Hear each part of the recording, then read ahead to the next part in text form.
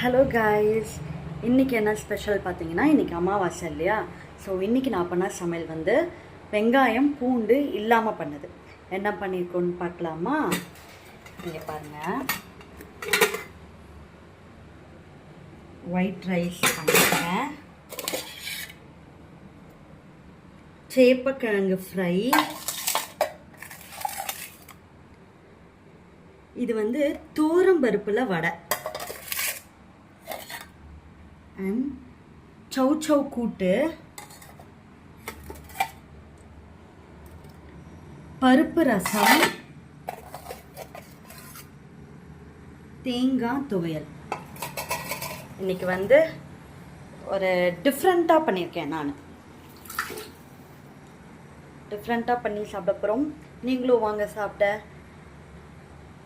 Happy Amavasai.